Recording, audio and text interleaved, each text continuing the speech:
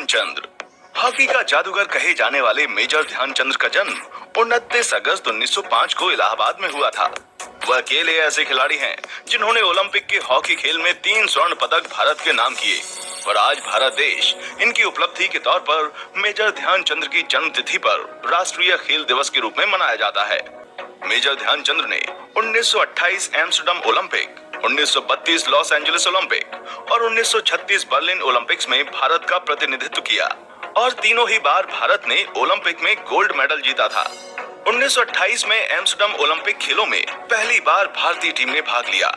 Amsterdam में भारतीय team पहले सभी मुकाबले जीत गई और 26 मई को फाइनल मैच में हॉलैंड को 3-0 से हराकर विश्व भर में हॉकी के चैंपियन घोषित कर दिए गए, जिसमें फाइनल मैच में 2 गोल ध्यानचंद ने किए थे।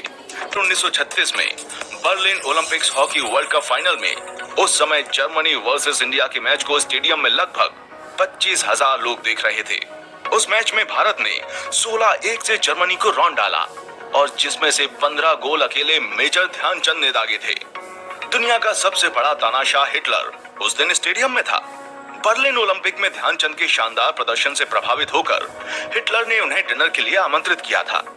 तब हिटलर ने जर्मनी की फौज में बड़े पद का लालच देकर मेजर ध्यानचंद को जर्मनी की ओर से हॉकी खेलने का प्रस्ताव रखा, लेकिन ध्यानचंद ने उसे ठुकराते हुए हिटलर को अपने अंदाज में जवाब दिया, साहब मिस्टर हिटलर, मुझे आगे बढ़ाने की जिम्मेदारी मेरे देश की नहीं है।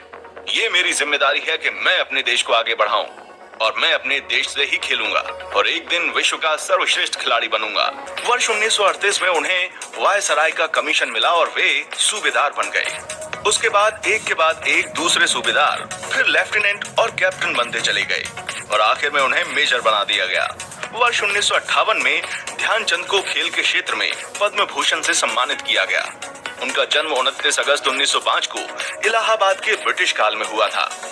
आज उनके जन्मदिन को भारत का राष्ट्रीय खेल दिवस घोषित किया गया है। इसी दिन खेल में उत्कृष्ट प्रदर्शन के लिए उनको राष्ट्रीय पुरस्कार अर्जुन और द्रोणाचार्य प्रदान किए जाते हैं।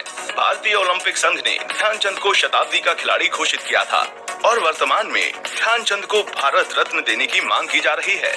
भारत रत्न को लेकर ध्यानचंद के नाम पर अब भी विवाद जारी है। मेजर ध्यानचंद का निधन 3 दिसंबर 1979 को दिल्ली के अखिल भारतीय आयुर्विज्ञान संस्थान में लीवर कैंसर से उनकी मृत्यु हो गई। आज भारत सहित कई अन्य देशों में भी मेजर ध्यानचंद की मूर्तियां बनाई गई हैं और उनके नाम के स्टेडियम खोले गए हैं। ऐसे दिग्गज खिलाड़ी को आज हम नमन करते हैं।